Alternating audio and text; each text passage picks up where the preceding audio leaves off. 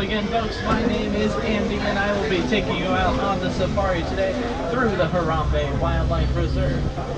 Now, a few things as we get underway. If you are hoping to get pictures, I do recommend a sport or an action setting. Now, we're not going to be able to stop for everything we see out there, but I will try to go by slowly whenever we do see something. Do ask that you hang on to any loose items you have with you or store them down by your feet. I will not be able to stop to retrieve anything that might fall from the vehicle. Now we're going to hang tight here just a moment longer, wait for the warden to give us our final all clear, start making our way into the reserve. Now the reserve was established in 1971 in association with Disney Conservation Fund, setting aside land to help preserve and protect the great wildlife we're going to see out here today. And the warden says we're ready, so let's get started and see what we can find. Now we're going to start our safari here in the Little Ituri Forest. Now the animals in the forest do have excellent natural camouflage, so you really want to look carefully, so you never know where something might be hiding. Or right over to the right side, well, that's the okapi there. Now the okapis do have those striped legs that remind you of a zebra, but they are the only known relative of a giraffe. See, similar head shape, very long tongue, very shy and elusive animal as well. They actually weren't discovered by the Western world until 1901. As we come around up ahead, they're going to be on the hill to your right are some greater kudu. The greater kudu, some of the tallest antelopes.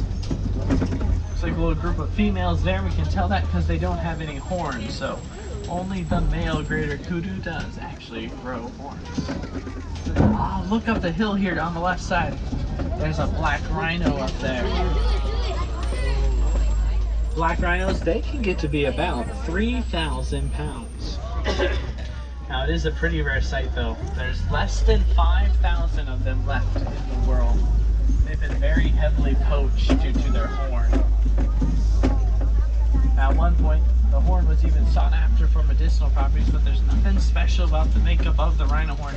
It's made out of keratin. That is the same stuff that makes up your fingernails and hair.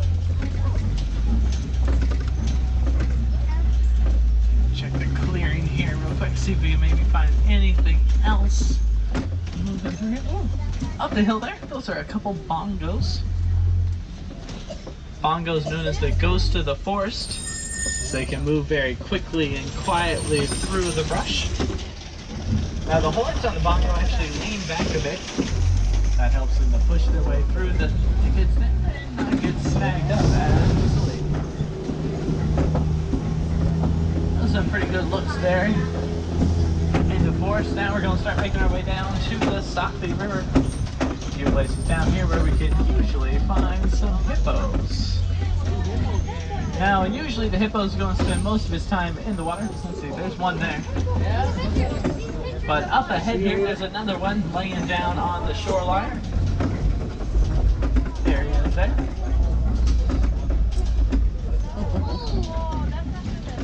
He could be a little more than 5,000 pounds. There's a few more out in the left. Well, please stay seated for me, folks. Thank you. A few more hippos over on the left there. When you see a group of hippos, that's called a bloat. They are excellent swimmers. Now on the island there, those are some pinkback pelicans. Get that name because during mating season, they'll get that pinkish color onto their back. One of the smaller species of pelican will actually colonize in pairs of 20 to about 500 pairs. So get to be an awful lot of birds around here. Make our way around the river bend here, see what else we may be able to find down here.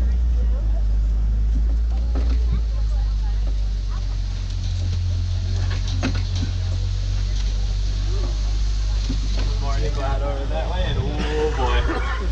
There's some Nile crocodile.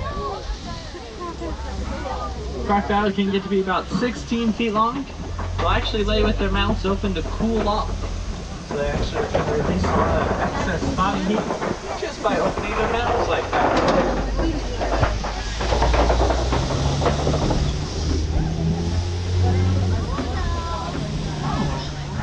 Good looks here through the forest and river.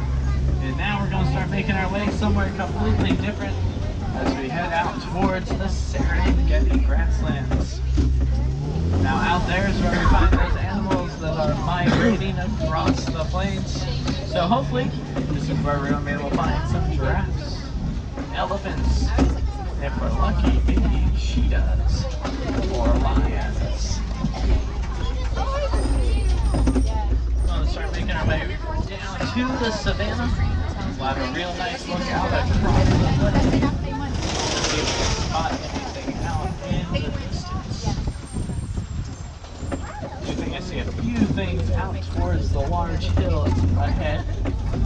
We'll start making our way there.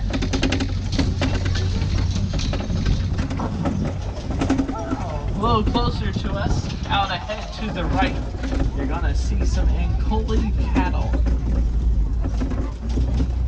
Ankole cattle is the only domesticated animal found roaming the reserve. You'll see very large horns there. They look like they'd be pretty heavy, but they're actually hollow inside. There's a honeycomb structure of blood vessels through there, and when the blood gets pumped up there, that's going to help them to cool off.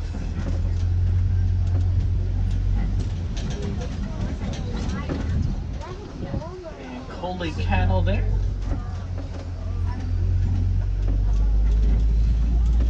If you watch out to the left, little tricky to see. They're laying behind the rocks here. You may be able to see some African wild dogs. So African wild dog or painted dogs. Each and every one of them has some unique fur markings, coloration patterns.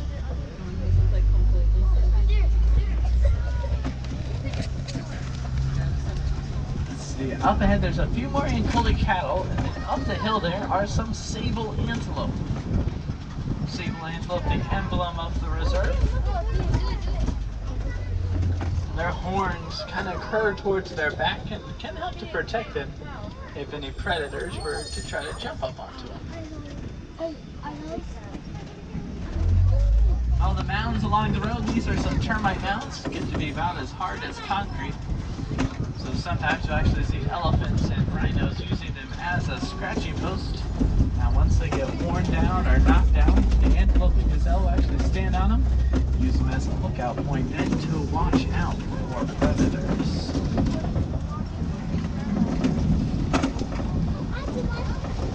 So you keep coming around, you can start looking out to the hill in the distance. You can see a few animals there. There looks to be a herd of white bearded wildebeest. I see a giraffe out there. And there's also some pretty tiny antelope laying down to the base of the hill. Those are called springbok. So as we come around, we'll start with the springbok. Springbok can jump about 6 feet up into the air. Now if they have a running start, they can actually go about 13 feet across. So there's the springbok by the tall grass. Wildebeest herds do make up some of the largest migrations on the planet. Sometimes wildebeest referred to as mews for the sound that they make, so you know how cows go moo. Well, the wildebeest goes mew. And here is the Tower of Giraffes. Tower is the name for a group of giraffes. And these are Maasai giraffes. We can tell that by looking at their spots. So you see how they're all different shapes and sizes. A real organization to their pattern. A few younger ones there. Now a baby giraffe is pretty tall though at birth. They're going to be about 6 feet tall already when they're born. There's at least one more over here on the left. Now the giraffes are going to, oh, there's a couple there. Giraffes are going to spend most of their time eating. Only sleep about 30 minutes throughout the day. Oh, there's a few more up the hill there too.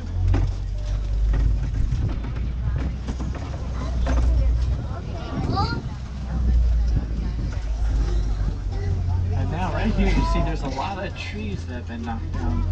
And that's usually a sign that the elephant herd has made its way through.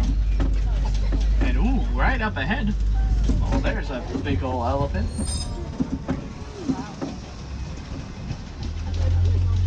Now, a large solitary elephant like that does generally mean a male. So the male elephant actually separates from the herd when they're about 13 to 15 years old.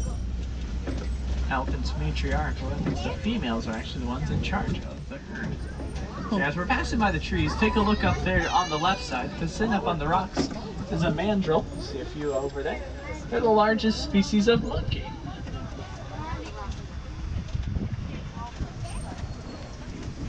Red and blue coloring on their faces and rears gets more distinguished as they mature.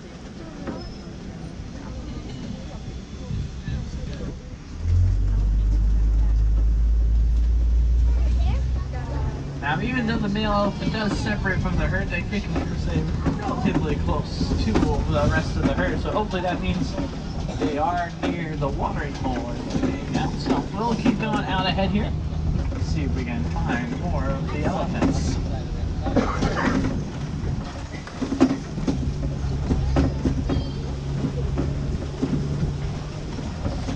just going to make our way across the bridge here, but Kuna Matata, no worries. We're going to take it pulley very slowly.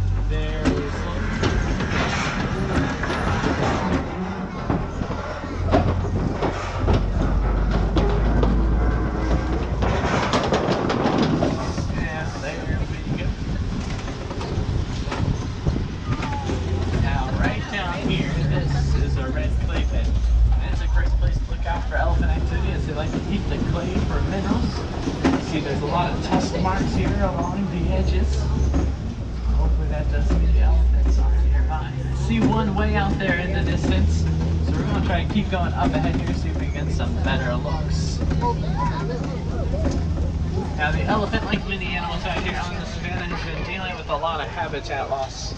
And a big factor for the elephant has been farmlands encroaching in on their territory. Try to protect the elephant, keep them off the farmlands. We're encouraging the use of bee fences. This is because with research done out here on the reserve, we've learned elephants are scared of bees. They hear that buzzing noise, they'll try to avoid the area. Look right up here, there's a little baby elephant. The rest of the herd out there.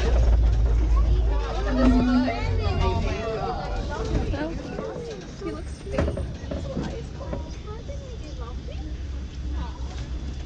Now, sometimes you'll see elephants tossing dirt and grasses on their skin as a natural sunscreen. See the little one there tossing some of that dirt right on cue. They have very sensitive skin. That's going to help to keep them from getting a sunburn. When you see them flapping their ears, they're doing that to actually help cool off. So there's a lot of blood vessels back there.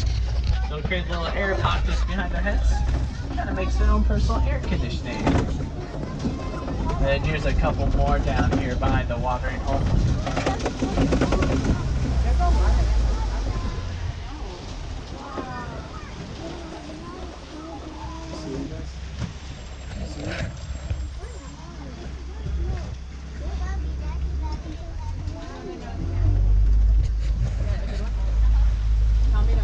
Up ahead here as well, a flamboyance of greater flamingos.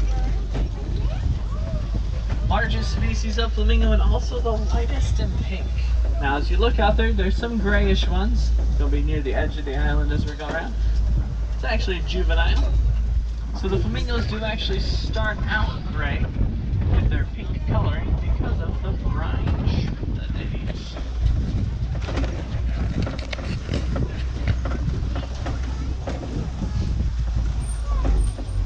Alright, let's keep moving further out ahead. See what else we can wandering through the grasslands.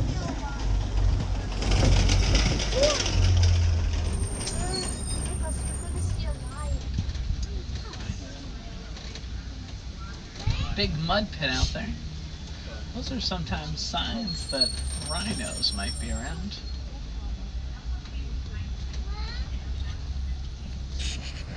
Rhinos will like to roll around in the mud pits, gives them a place to cool off.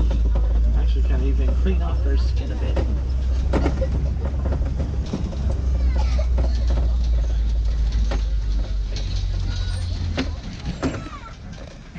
think I see anything just yet here, but you know what? This area through here is also what we call the big cat country.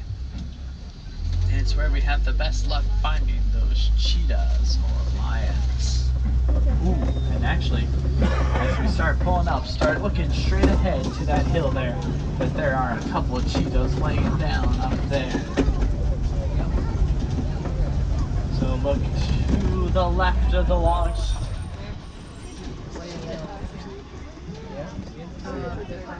At least see the one up there.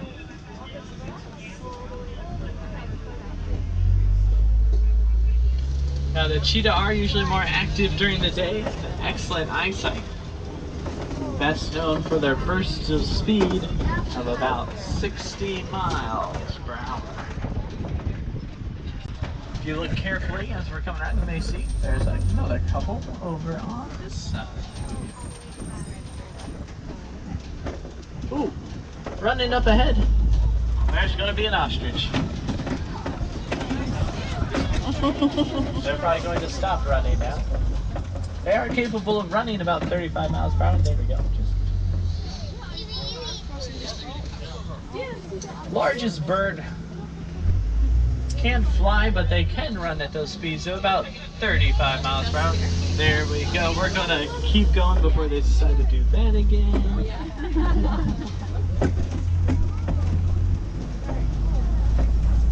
Now there's a little antelope up ahead here on the hill to the right, and it's called a bontebok. They're a pretty rare sight.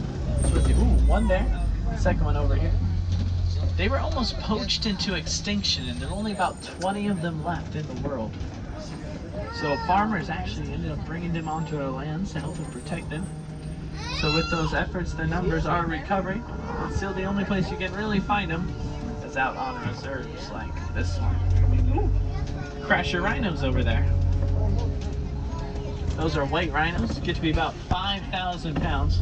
Now we can usually see into that clearing up ahead, so let's look over there to the left because there's some lions.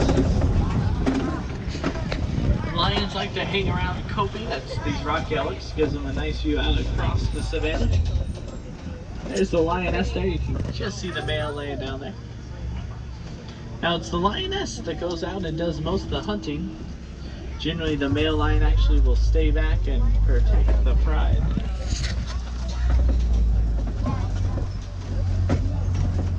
And up ahead here, laying down by that large bush tree, there's a couple warthogs over there.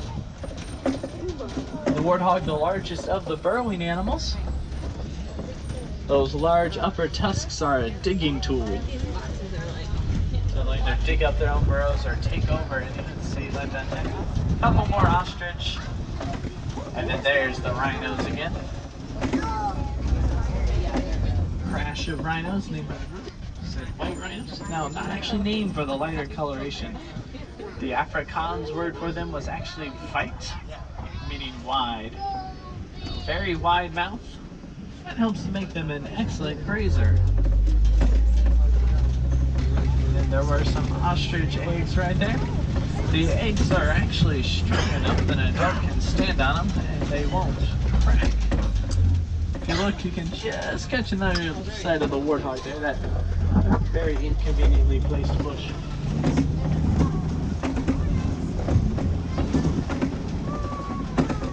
Now we'll go ahead, there's a spring up ahead here through this glen. We'll check that out, see if we may be able to find some other animals out through here.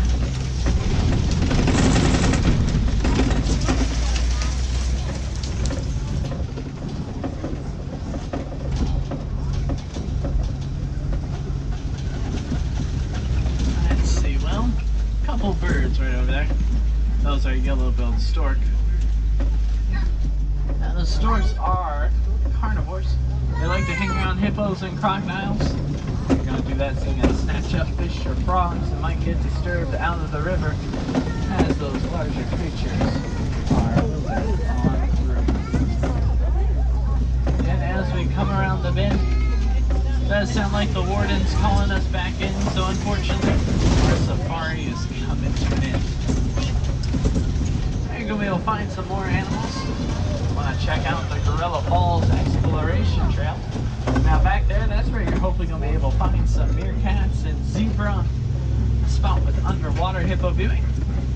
Research post you can find Morass reptiles. And of course, gorillas as well back there. You can also hop on the train, make your way back to Rafiki's Planet Watch. Back there you can learn more about conservation efforts, nutrition windows, if you have any questions about the animals. There's the affection section petting area. And you can sometimes even meet Rafiki or document stuff in something.